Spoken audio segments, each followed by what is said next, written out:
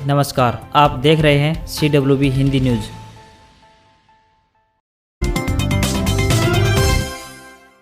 हरियाणा के गृह मंत्री अनिल विज के निशाने पर एक बार फिर से पंजाब कांग्रेस के अध्यक्ष नवजोत सिंह सिद्धू आ गए हैं और उन्होंने सिद्धू पर तंज कसते हुए कहा है कि जब अपने ही घर की ईंट से ईंट बजाने की बात आती है तो समझ लो उस घर के धराशायी होने में देर नहीं लगती है। गौरतलब है कि नवजोत सिंह सिद्धू के ऐसे बयानों को लेकर पहले भी अनिल विज के निशाने पर आते रहे हैं और उन्होंने पहले भी नवजोत सिंह सिद्धू के संबंध में कई टिप्पणियां की हैं। इन टिप्पणियों में सिद्धू को एक प्रकार से नसीहत व मार्ग प्रशस्त करने वाली ही बात होती है। इंडियन नेशनल लोकदल के प्रधान महासचिव अभय सिंह चौटाला ने करनाल के बस्ताड़ा टोल पर किसानों पर किए लाठीचार्ज की कड़े शब्दों में निंदा करते हुए कहा कि किसान हमारे अन्नदाता हैं, न कि देश के दुश्मन। किसान शांतिपूर्वक ढंग से अपनी मांगों को लेकर टोल पर प्रदर्शन कर रहे थे। ऐसे में उन पर भाजपा की खट्टर सरकार द्वारा लाठीचार्ज करना बेहद निंदनीय और कायरतापूर्ण भरा कदम है। लाठीचार्ज की घटना की जितनी भर्त्सना की जाए उतनी ही कम है। धारा 144 की आड़ में भाजपा सरकार ने क्रूरता की सारी हदें पार कर दी है। इस कुकृत्य के लिए प्रदेश के मुख्यमंत्री मनोहर लाल खट्टर को किसानों और प्रदेश की जनता से माफी मांगनी चाहिए। हरियाणा केंद्रीय विश्वविद्यालय में उपलब्ध केंद्रीय उपकरण केंद्र के दरवाजे अब शोधार्थियों के लिए खोल दिए गए हैं। विश्वविद्यालय के कुलपति प्रोफेसर टंकेश्वर कुमार ने इस केंद्र का दौरा कर यहां उपलब्ध उपकरणों के परिचालन का जायजा लिया और इस केंद्र में उपलब्ध अत्याधुनिक उपकरणों के आवश्यक उपयोग के लिए शिक्षकों व शोधार्थियों को प्रेरित किया।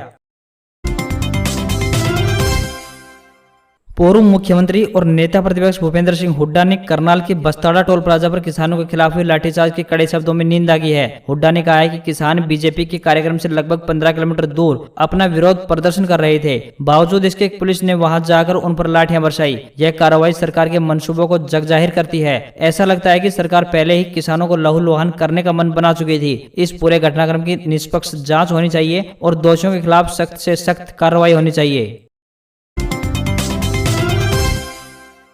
प्रदेश के ग्रामीण अंचल में व्यापार, रोजगार और आधुनिक बाजार को बढ़ावा देने के लिए हर हित रिटेल स्टोर योजना को मुख्यमंत्री मनोहर लाल की ओर से शुरू किया गया है। गांव की जरूरत की हर चीज गांव में ही मिले, इस मकसद से योजना को तैयार किया गया है। इसका मुख्य मकसद ग्रामीण उपभोक्ताओं को उनके गाँव में ही मॉडर्न रिटेल बाजार के द्वारा उच्च गुणवत्ता की चीजें बेहतर दामों पर उपलब्ध करवाना है। इच्छुक आवेदक हर हित योजना की वेबसाइट पर जाकर आवेदन कर सकते हैं। हर हित रिटेल योजना के तहत मात्र 12वीं पास युवा अपना स्टोर खोल सकता है। इसकी आयु सीमा 21 से लेकर 35 वर्ष के बीच होनी चाहिए। प्रदेश सरकार की ओर से वर्ष 2024 तक हरियाणा को बेरोजगार मुक्त रोजगार युक्त बनाना है। इसी क्रम में युवाओं के लिए अधिक से अधिक रोजगार के अवसर पैदा करने की दिशा में सरकार ने यह सराहनीय योजना को आगे बढ़ाया है।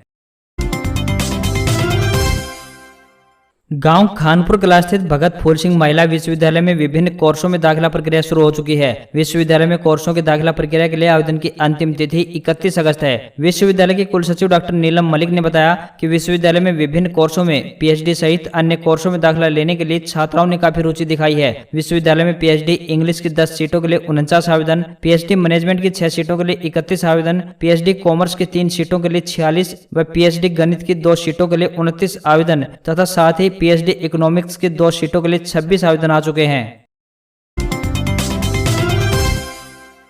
उच्चतर शिक्षा विभाग द्वारा यूजी में दाखिलों के लिए आवेदन की तारीख बढ़ाने के बाद विद्यार्थियों को राहत मिली है। आवेदन करने की अंतिम तिथि अब 2 सितंबर तय की गई है। इसके अलावा मेरिट सूची 8 सितंबर को जारी की जाएगी। इसके आधार पर जिन विद्यार्थियों का दाखिला होगा उन्हें 13 सितंबर तक फीस जमा करवानी होगी। शुक्रवार को उच्चतर शिक्षा विभाग ने फीस ऑनलाइन व ऑफलाइन दोनों मोड में लेने की अधिसूचना जारी कर दी है। पहली मेरिट सूची 8 को आएगी और दस्तावेजों की जाँच 13 सितम्बर तक की जाएगी। दूसरी मेरिट सूची 15 सितंबर को जारी की जाएगी, जिसका दाखिला इसके आधार पर होगा कि 18 सितंबर तक फीस जमा करवा सकेंगे। वहीं ओपन काउंसलिंग के दोबारा पोर्टल 21 सितंबर को खुलेगा। दाखिला लेने के लिए आवेदन प्रक्रिया तो चल रही है, लेकिन पोर्टल स्लो चल रहा है। ऐसे में विद्यार्थियों को आवेदन करने में परेशानी का सामना करना पड़ रहा है। महर्षि दयानंद विश्वविद्यालय की स्नातकोत्तर यानी PG दूसरे सेमेस्टर की परीक्षाएं आगामी 6 सितंबर से पुनः निर्धारित कर दी गई हैं। परीक्षा नियंत्रक डॉक्टर BS सिंधु ने बताया कि संशोधित डेटशीट वेबसाइट पर शीघ्र ही उपलब्ध करवा दी जाएगी।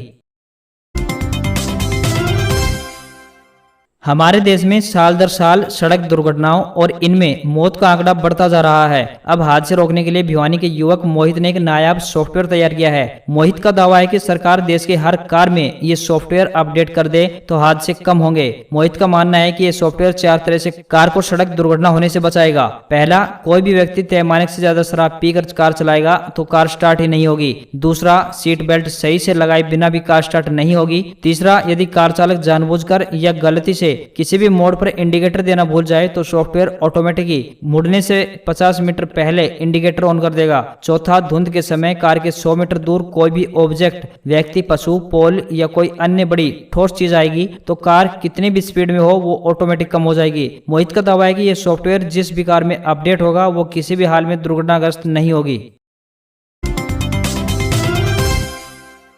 हरियाणा में पंचायती चुनाव पर अभी तक पेंच फंसा हुआ है। मामला माननीय पंजाब एवं हरियाणा हाईकोर्ट में है। यहाँ पर अब 14 सितंबर की तारीख लगी हुई है। इस तारीख पर कुछ अहम फैसला हो सकता है। प्रदेश में नगर परिषद, नगर पालिकाओं के अलावा जिला परिषद, पंचायत समिति और ग्राम पंचायतों के चुनाव प्रस्तावित हैं। इसके लिए भाजपा की तरफ से पूरी तैयारियां शुरू कर दी गई है। इसके लिए अलग अलग बैठकों का दौर भी जारी है। पार्टी से जुड़े सूत्रों का कहना है कि पंचायतों से पहले नगर परिषद और नगर पालिकाओं के चुनाव करवाए जा सकते हैं। इनका कार्यकाल जून में पूरा हो चुका है। वहीं पंचायतों की बात करें तो पंचायती राज संस्थाओं का कार्यकाल फरवरी में ही पूरा हो गया था।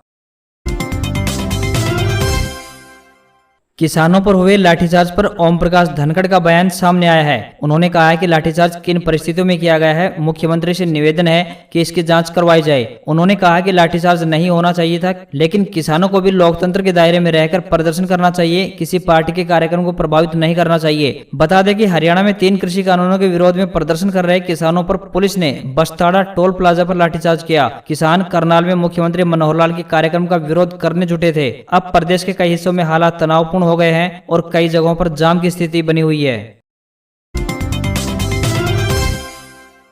निर्दलीय विधायक सोमवीर सांगवान ने किसान आंदोलन का एक बार फिर से समर्थन करते हुए मुजफ्फरनगर में होने वाली राकेश टिकैत की महापंचायत में शामिल होने का ऐलान किया है। उन्होंने सांगवान खाप की ओर से सभी से वहां पहुंचने की अपील की है। साथ ही दावा किया है कि बाकी खाप भी मुजफ्फरपुर जाने के लिए तैयार हैं। उन्होंने करनाल में हुए घटनाक्रम पर किसानों पर लाठीचार्ज की कड़ी निंदा करते हुए सरकार को तुरंत ही इस मामले के निपटारे के लिए कदम उठाने और साथ ही 3 कृषि कानून वापस लेने की अपील की है। हरियाणा में गांव के लाल डोरे के ड्रोन के माध्यम से की जा रही मैपिंग का कार्य पूरा हो चुका है और अब 31 अगस्त से राजस्व संपदा यानी कृषि भूमि की मैपिंग का कार्य सर्वे ऑफ इंडिया द्वारा शुरू किया जाएगा, जिसे आगामी 6 महीने में पूरा करने का लक्ष्य निर्धारित किया गया है। यह जानकारी हरियाणा के वित्तायुक्त राजस्व एवं आपदा प्रबंधन विभाग के अतिरिक्त मुख्य सचिव संजीव कौशल ने दी। संजीव कौशल ने बताया कि हरियाणा में ब्रिटिश काल से साल 1908 से चली आ रही लाल डोरा की प्रथा को खत्म करने की कवायद शुरू की गई है और इसके तहत गत 24 अगस्त तक राज्य के 22 जिलों के लगभग 6,329 गांव के लाल डोरे की मैपिंग का कार्य पूरा कर लिया गया है। कौशल ने बताया कि लाल डोरा मुक्त होने से गांव की संपत्ति को विशेष पहचान मिलेगी तथा अचल संपत्ति पर बैंक द्वारा लोन भी मंजूर किया जाएगा और ग्रामीणों को अपनी संपत्ति बेचने और खरीदने का मालिकाना हक भी मिला है। इससे स्वामित्व से संबंधित मामले भी नियंत्रित हुए हैं। पहले लाल डोरा में मकान या जमीन होने पर कोई भी रजिस्ट्री नहीं होती थी। संपत्ति होने के बावजूद संपत्ति के स्वामित्व का कोई कागज भी नहीं था। हरियाणा राज्य में 29 अगस्त देर रात्रि से मौसम में बदलाव होगा। प्रदेश में 30 अगस्त से 5 सितंबर के दौरान बीच बीच में राज्य के उत्तर व दक्षिण क्षेत्रों के जिलों में ज्यादातर स्थानों पर हवाओं व गरज चमक के साथ हल्की से लेकर मध्यम बारिश, परंतु पश्चिमी क्षेत्र के जिलों में कहीं कहीं हल्की बारिश होने की संभावना जताई गई है, जिससे दिन के तापमान में गिरावट होने की संभावना है। इस दौरान उत्तरी व दक्षिण पूर्वी हरियाणा के कुछ एक स्थानों पर तेज बारिश की भी संभावना जताई गई है। अगले 24 घंटों की बात करें तो पंजाब, हरियाणा, पूर्वी और दक्षिण पूर्व राजस्थान, उत्तरी आंतरिक कर्नाटक और गंगेय पश्चिम बंगाल के कुछ हिस्सों में हल्की से लेकर मध्यम बारिश संभव है। दिल्ली और गुजरात में हल्की बारिश की संभावना व्यक्त की गई है।